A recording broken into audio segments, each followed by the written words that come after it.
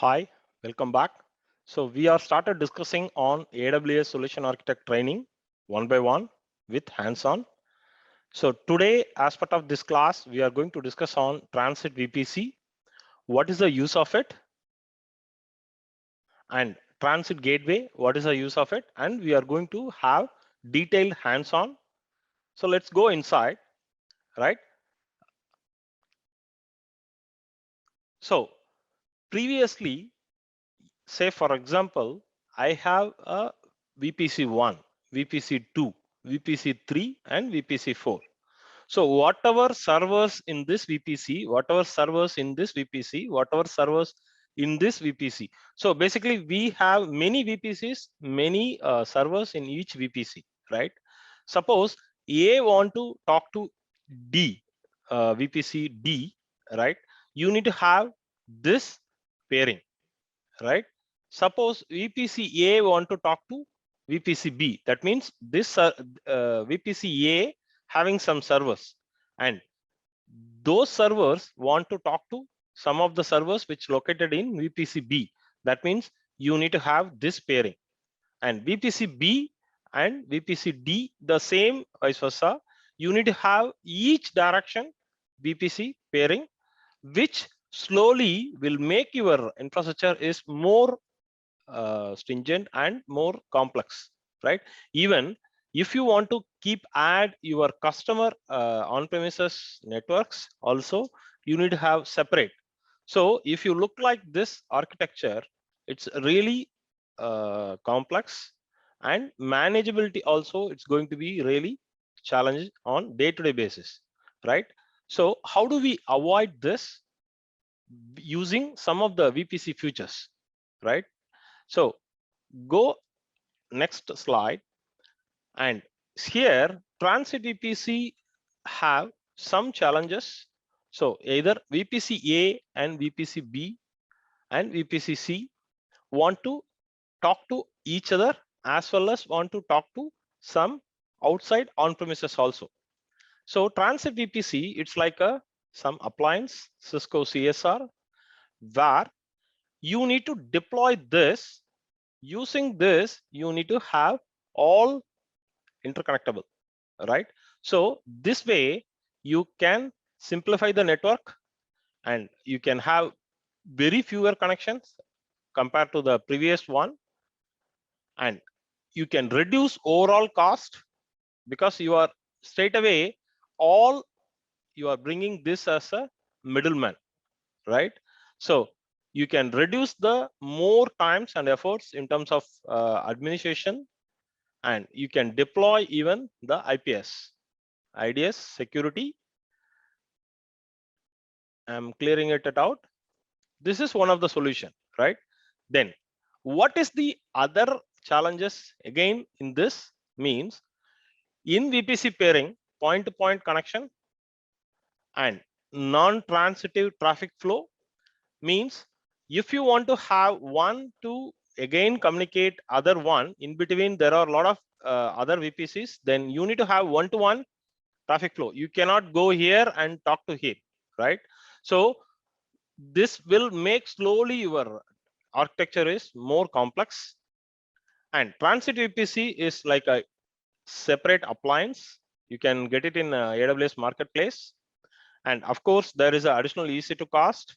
Again, there the appliance license also you need to bear with it, and availability issues. And again, you need to plan very carefully on bandwidth, right? Come down. So there is a transit gateway. What is the exact purpose on transit gateway, which we are going to have detailed hands-on in this? So transit gateway, in transit VPC, we need to have this appliance will act as a middleman, middle layer. So everyone will talk via here. Again, if you go with the instead of transit VPC, go with the transit gateway. It's a simple. We will come back again with this slide. So transit gateway is really straightforward. You implement transit gateway, you add, associate everything here, even multiple on-premises network, right? You can attach it to transit gateway. the transit gateway will start learn routes automatically and will communicate each other. So if you want to communicate from here to here, again the transit gateway will help you. From here to here, again transit gateway will help you, right? And this hub and spoke topology will be really useful in terms of ease your architecture, right? And one more major one is you can attach 5000 VPCs, and even it's a 550 Gbps bandwidth. It's a really enormous, right? And moreover, scales automatically and highly available, right? So this way of transit gateway architecture, it's going to simplify your entire operation. I mean the cloud operations. Go to the previous slide. Again, see here, VPC pairing, it's going to be, I have VPC A, I have VPC B. So one-on-one, right? Point-to-point connection between VPCs, right? And the across VPCs, again, you need to make sure the relevant connectivity and separate connection. Again, I'll go back to the third point.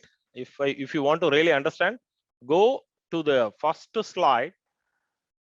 See here, if you want to connect direct from on premises, again, you need to establish the necessary connectivity. This is exactly the problematic one going forward, right? And you have to make sure the appliances created and deployed, and you need to have additional licensing cost also. You need to make sure come down. So the transit gateway, it is going to ease most of our operation architecture wise. Simple. You create a VPC or existing VPC. You deploy one transit gateway, associate everything to transit gateway. That's it. So transit gateway will act as a middle layer to communicate bridge between all VPCs across the layers, right? So come down. So how do we set up in our lab? So you can set up one VPC, another VPC, another VPC. This VPC is going to be a public subnet.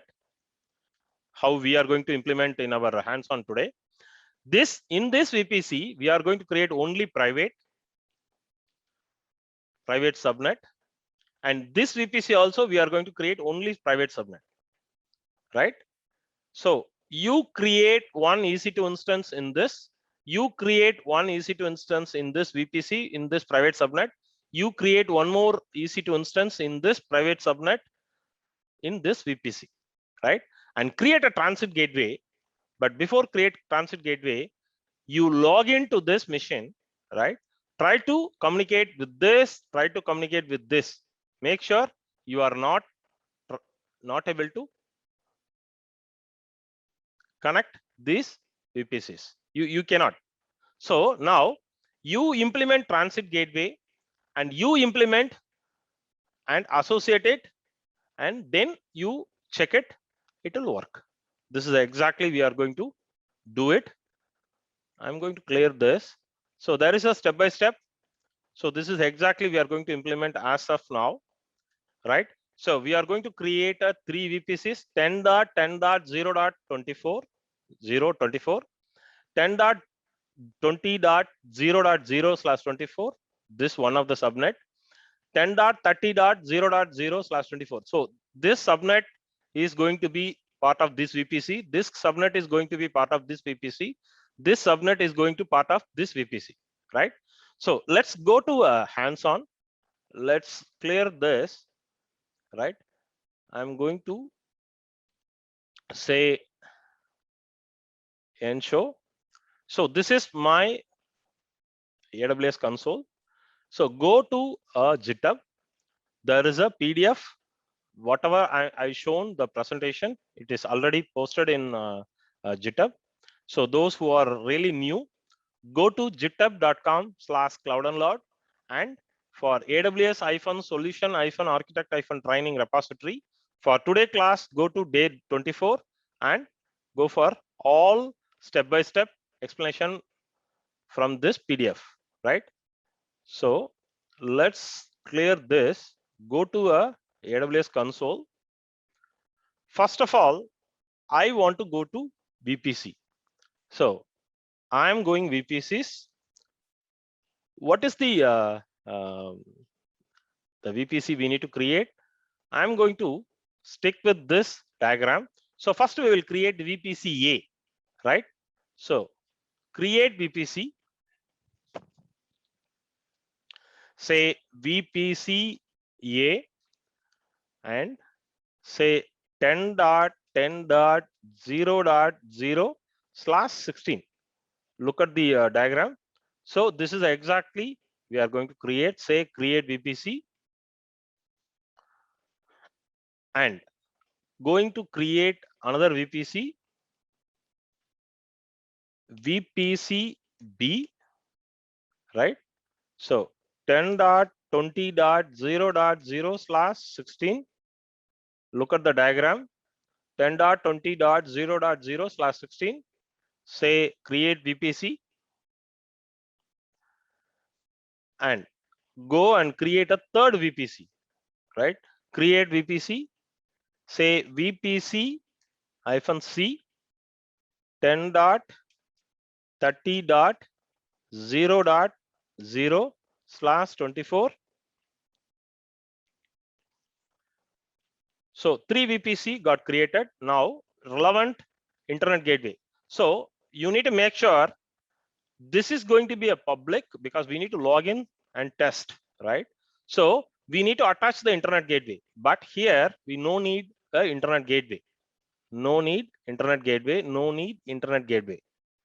So let's no need internet gateway, but here internet gateway we are going to attach it. I'm going for AWS console, create an internet gateway.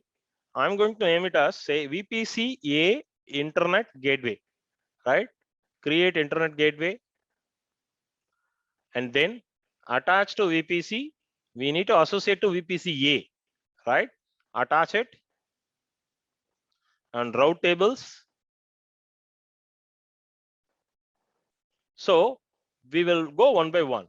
So here VPC A. So we can say VPC A route.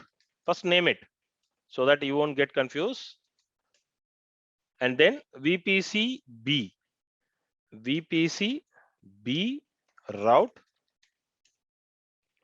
and VPC C route. Now go to VPC A route, go to subnet association and edit subnet association, and there is no subnet. Why? Because we have to create a subnets.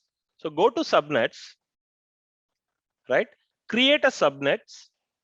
First we will select VPC A, and then subnet name is VPC A public subnet 1. Let's copy this and associate one of the availability zone in this 10.10.1.0/24, right? So let's create a Excel sheet as we seen in previous classes. So it's a really easy way to describe this. Say here I'm going to open what is VPC A, VPC A, and say VPC B, VPC B, and then VPC C, right? Let's go and delete this. So what is this? 10.10.0.0/16, right?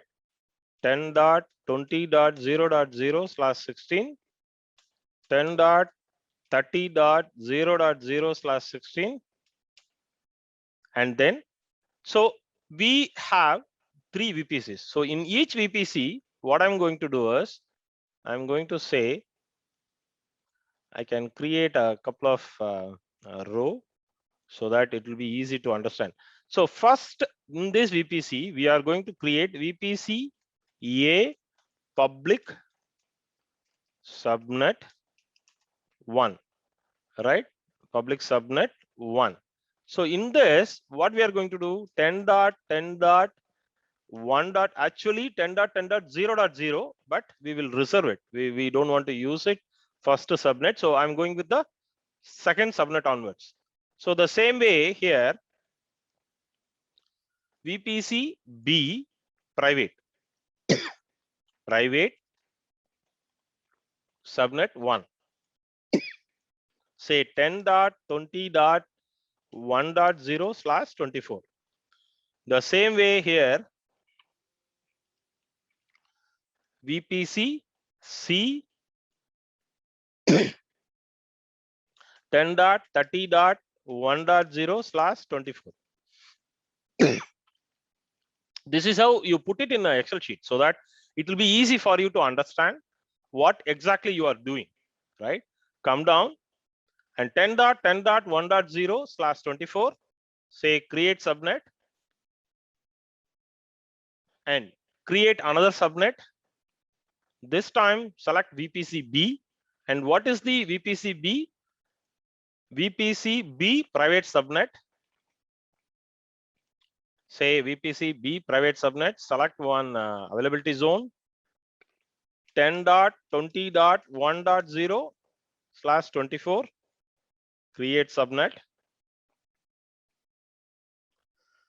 and create another subnet, this time VPC C, right? What is the VPC C? Come down, select one availability zone, 10.30.1.0/24, create subnet. So we can select 10.30.1.0/24.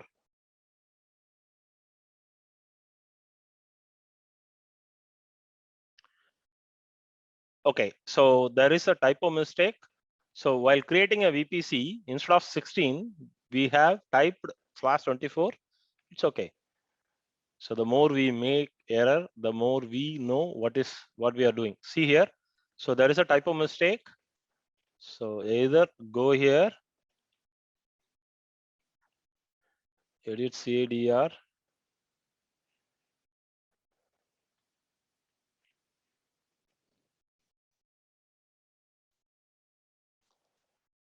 .30. Let's try /16.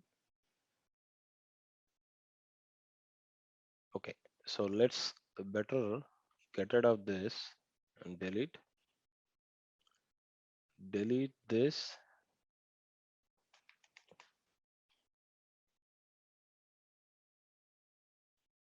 Okay, we are going to create a new VPC. Say, what is this? VPC C, VPC C, say, and then here 10.30.0.0/16. Come down, create VPC. So now we are going for a subnets. VPC A and VPC B we have created. VPC C we have to create. So select VPC C. This time we are going with VPC C private subnet 1. So select the name and select any availability zone. And here 10.30.1.0/24. So now it will work. Create subnet. So basically we have created 3 VPC and related to 3 subnets we have created. Now go back to your routing table and I am going to name this as VPC C route. So VPC A route, go and first associate. What is this? VPC A public subnet. I'm associating it. And VPC B, select this and select one of the private subnet, and VPC C associate one of the private subnet which we just created, right? So now what will be the routing routes? Go here and so edit routes. So we no need to add any route. Wait. So VPC A, it's a public. So edit route. Go here 0 dot because it's a internet facing. So go and towards internet gateway. Save routes. So now everything is fine. Now go back to your instance. We need to launch 3 instances, right? Launch instance. And first instance from VPC A, and first instance, first VPC A, and enable public IP because we need to log in and test. Say add storage. I'm going with a normal disk. Say add tags. So here I'm going to say VPC A, sorry, VPC A, right? I'm going to change this. So first we need to just say SSH and it's my IP. Either you can say which IP you are going to access. I mean from which branch, which network. So you can choose accordingly. As of now, I can go with my IP because I want to log in, right? Say review launch. Next. And say launch. In this, I have this key file. So I'm going with this. If you don't have, you can create it. So first instance, we have launched. So immediately go and name it. So that is always a best practice. VPC A public, so that it will be easy for you to identify. Go launch instance, say select, and instance type is T2 micro as it is. This time I'm going with the VPC B, but it's a private, so I don't need any public IP. Add storage, normal disk, add tags, and here I'm going to say VPC B, right? So that it will be easy for you to identify. But here I can say all traffic. From whom? Go to this diagram. See, the simplest way, if you want to restrict, of course, in production, you need to go with each and every protocol, each and every traffic who is going to access, right? For learning purpose, we have to restrict from 10 range only can communicate each other. Say from here to here, 10.10 series. From here, 10.20. From here, 10.30. So accordingly, this is your parent, right? So I can go with, instead of putting a 3 to 4 rule, 3 VPC rule, 10.0.0.0/8, which in turn cover this, in turn covers this, in turn covers this. This network, this network, this network. This is supersede parent 1/8, right? So I'm going to clear it this. I'm going to give say 10.0.0/8. Say review launch. Launch it. Launch instance. So here I'm going to say VPC B private 01, right? Again, launch it. One more instance in VPC C. Go here. Say next, configure instance details and select VPC C. And I'm going to select VPC and C private subnet. So I don't need any public IP. Add storage. Normal disk is fine. Security group is going to be VPC C VPC C, and I'm going to need configure as it is all traffic I need only from 10.0.0/8. Okay, and also there's a one more rule we forgot. Go back to your first server, right? From my machine I have configured. Let's first name it VPC C private 01, right? So where is the first one? VPC A public. Which security group? This is a security group, so we are going to that security group. There is a only one rule, right? Let's wait. So we also need one more rule, inbound rule. Edit inbound rules. Edit inbound rules. Add rule here. So all traffic from 10.0.0.8. So save it. So we will wait. All servers should be up and running. So in the meantime, we will log into the machine, right? So copy this. I have a mobile extreme.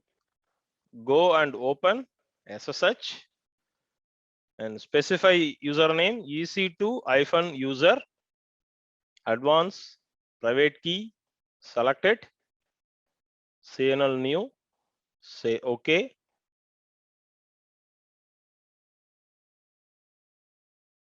Okay, sudo su. So I'm in a root. Let's wait all this mission. So the VPC B mission also got fully up and running. So I'm going to try the private IP, right? Copy this private IP. I'm going to say ping this private IP to make sure we are not missing anything. Yes, there is no connectivity, no visibility from VPC A to VPC B. Let's do the same for VPC C. Let's wait. What about this machine? Yes. So VPC C, what is a private IP address? Copy this, go here, ping VPC, right? Copy this. So everything is fine. Now, how do we connect each other, right? We no need any pairing between everything, right? So what we need to do is we need to go to VPC, right? Come down. There is a transit gateway, right? Click this and create transit gateway, right? Name tag. So VPC A B C gateway, transit gateway, right? Connect each other between VPC A, VPC B, VPC B, VPC C, right? So VPC C, right? So I'm going to leave all this general parameter, general values, because there is a BGP protocol number. If you have any on-premises, then definitely you need to customize it. But as of now, I'm going with the default values which AWS is offering. So I'm going to say even the DNS support also already is there.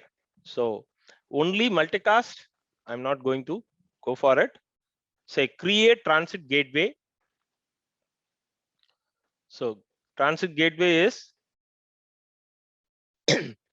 the one thing is you will wait for a few seconds. This has to be fully available. Let's wait for a few seconds. So look at this. Now the transit gateway is fully up and running, available, right? Let's go further. There is a transit gateway attachment. Basically, you need to create each VPC transit gateway attachment. Let's do it. create transit gateway attachment. So transit gateway, and say attachment tag is, if you want to tag, you can name it, say VPC A, and select VPC A and the necessary availability zone. So we have only one subnet, so I'm selecting that and say create attachment. And again another one, say VPC, attachment tag is VPC B, and select that VPC. And of course one subnet we need, so we can create. And one more gateway attachment. Basically we are creating all, instead of creating a VPC A to VPC B pairing, VPC B to VPC C pairing, VPC C to VPC A pairing. So we are creating attachments in one single transit gateway, right? So I'm creating this. I'm going to name it as VPC C, and I'm selecting VPC C, right? Create attachment. So one more thing I just want to suppose in future, if you want to add another 10 on-premises data centers, right? So create, and instead of VPC, you can say VPN, right? You need to select this option. And what kind of a you can select the necessary server. We will discuss this in deep dive. We have some SWAN appliance or SWAN. We can achieve this. As of now, I'm going to cancel it. So we created the 3 VPC gateway attachment. Go back to your transit gateway. So everything is fine. And go for transit gateway route tables, right? So go to propagations, routes. See here 10.0.0/16 and 10.20.0.0/16. We will refresh it. Even the gateway attachment. So everything is fine. Transit gateway routes. So all 3 static routes got created. So we will test one more thing to make sure you are all comfort. Go to any of the routing table, right? Go to any of the routing table, edit routes. Just for showing your learning purpose, 10.40.0.0/16, right? Towards transit gateway. I'm adding this. So go to your transit gateway route tables, routes. Let's wait for some time. So automatically it will propagation will start happen. So it will take some seconds. So wait for it. Okay, so now go back to your this one. I'm going to say create, sorry, ping. Let's wait, because right now there is no route we added, right? So what we can do is go back to this, go back to routing table, right? We'll go one by one. Go to VPC A, edit routes, right? Add route 10. So instead of going the specific, I'm going with parent one. I'm going to say transit gateway. So we are just showing towards transit gateway. So because transit gateway is going to act as a centralized topology, right? So click this and close it. And VPC B, edit routes, and say 10.0.0.0/8. Go to transit gateway, click and say save routes. and VPC C, edit routes, add 10.0.0/8 towards transit gateway, and I'm just removing the test one because we are adding the parent itself. So we added, right? You can verify this, come back, the transit gateway route tables, just ensure there is no error here. Go for here, see here. So now we will try to reach the VPC B also. So now you need to understand one thing clear. As per this diagram, right? If we go with pairing, VPC pairing, you need to enable the pairing. You need to enable the pairing. You need to enable the pairing here. So basically, you need to establish pairing between this from here to here, from here to here, from. So you need to do all, right? So even this person want to talk to any middle other network, then you need to ensure the relevant VPC pairing. Go back to the first diagram, then you understand how complex it is. See here. So if I want to talk to VPC A to VPC B, then the pairing is required. VPC A to VPC D, then pairing is required. VPC A to VPC, then pairing. So you are slowly making your architecture very, very complex. But in transit gateway, it's a very straightforward. You go with this, and basically you create and you attach all the reference. That's it. So it doesn't matter whether VPC A want to talk to here, he want to talk to here. So everything will be now centralized. So this is how you need to think on the simplified solutions architectures, right? Don't go with, say, today you may have one or two VPC with all server everything, but what if you forced to go with multiple VPC later point of time? You should not end up with a lot of bottleneck, right? So this you can have a straightforward, even you have a step-by-step steps also, right?